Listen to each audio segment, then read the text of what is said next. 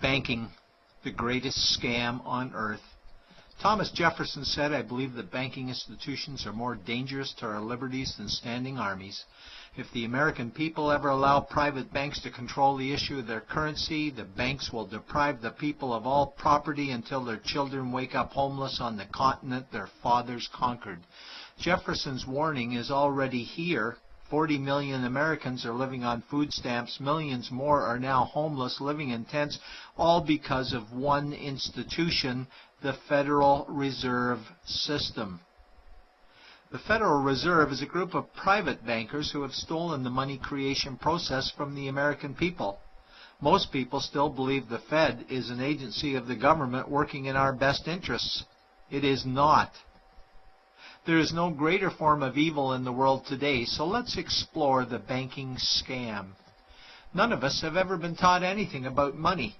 The reason is to prevent us from learning the truth that money is a trick and money is a trap. When solving any crime, there's a universal truth: follow the money, but with the banking scam, follow it backwards. Where does money come from? The world's money supply is always growing. Where does all the new money keep coming from? Money comes from privately controlled global banks like the Federal Reserve System. They create money every day, which increases the world's money supply. Because all banks are either owned or controlled by private bankers, the real question is, how do private bankers create new money? And the answer is they create it out of thin air. Bankers create money out of nothing. They make it up. It is a fiction. Wow. Godlike power to create something of value out of nothing. A stroke of a keyboard and money is created.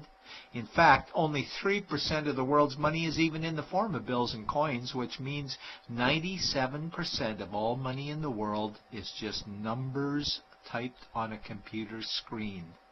This is part one of the banking scam. Money is created out of nothing. The second part of the scam is this phony money is issued as debt. What is debt exactly? Well, when you consider we work our whole lives to pay it off, you could say debt is slavery. But whose debt is this phony money? It's our debt, all of it. It's our debt when we use credit cards, we get student loans, borrow money for mortgages, all bank borrowing. And it's our debt, again, when the government borrows, which is each and every day.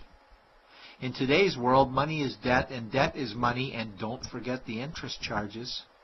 Money equals debt, and debt equals slavery. Therefore, money equals slavery. Our monetary system is a carefully concealed system of slavery. Why? Because our government can create the same money for free with no interest charges, just like they used to, as the Founding Fathers designed it inside the United States Constitution for our protection against private bankers. The third part of the banking scam is very evil. When bankers create money from nothing and issue it as debt, they only create the principal portion of the debt.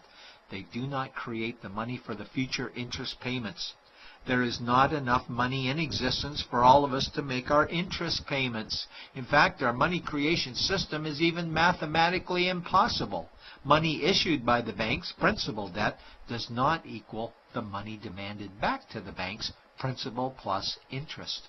We are forced to play a game of musical chairs to see who can make their debt repayments.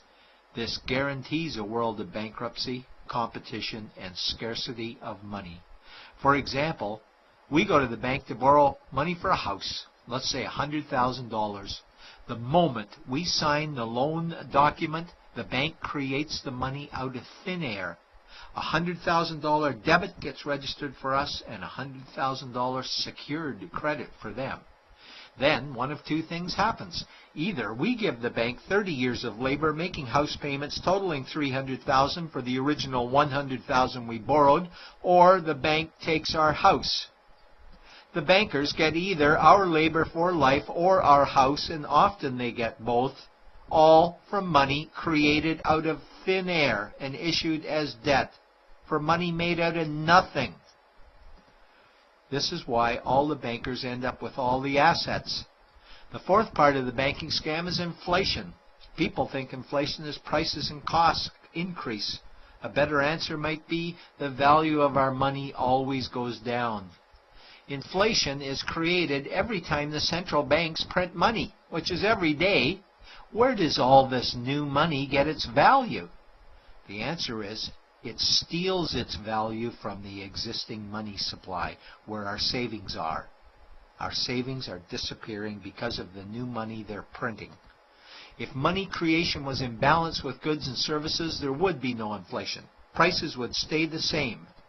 But the reality is banks always print money, driving prices ever higher, which steals the value of our savings, making them disappear. Since the private bankers created the private Federal Reserve in 1913, the United States dollar has lost 97 cents in purchasing power. An item in 1913 that cost $100 in 2011 cost $2,230, a price increase of 2,130%. This is the banking scam. 4 parts. Private bankers create money out of nothing and charge interest on it. There is no money created for the future interest payments, and inflation steals our savings every day. In order for the banking scam to be pulled over our eyes, the bankers need help from the likes of paid-for politicians and appointed civil servants, military-industrial complex, mainstream media, multinational corporations, and the bankers' good buddies. For example, what do our banker-controlled television networks say about criminal bankers? Oh, bankers are our saviors. Chairman is Man of the Year. He saved the world. Bankers really do deserve their bonuses. They're so smart. And what do our banker-owned G20 politicians say we need to do? That we must save our banking system, and now we need austerity measures, like increasing existing taxes and bringing in new taxes, cutting our social programs, including education and health care, stealing from our pension plans while increasing the retirement age, keeping us working for more years at lower wages while placing our children and grandchildren in debt and servitude for their future lives. We are being lied to that we must go deeper in debt for bailouts, stimulus packages, quantitative easing, saving the too-big-to-fail banks, credit easing, currency interventions, all names that mean the same thing, more debt to us. Is it not strange that the solution to too much debt is always more debt to us? And where is all this money going? It's going to the banks and to the bankers. They are stealing our money right now. 0.1% of the world's population owns 2/3 of the world's wealth. This means that 99.99% of the world's population own less than 1/3 of the wealth, a decreasing amount because these guys are stealing it. We desperately need to wake up to the banking scam. It is time for change. To retake control of our money system, we must stop supporting the banking scam. Lincoln said the government should create all the currency and credit needed to satisfy the spending power of government and the buying power of consumers. Money will cease to be master and will then become servant of humanity. And Jefferson said the issuing power of money should be taken from the banks and restored to the people to whom it properly belongs. It's a pyramid scheme. And we, the people, are the bottom layers of the banking pyramid. Without our support, the banking scam collapses. We have to do it ourselves. Wake up, get active, wake others. Remove our money from the bank. Buy gold and silver coins. Get out of debt. Rip up your credit cards. These actions will bring down the banking scam.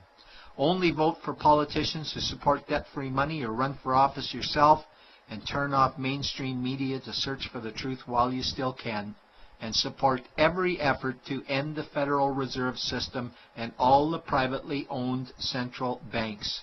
Let's bring these criminals to justice to get our money and our countries back before it's too late.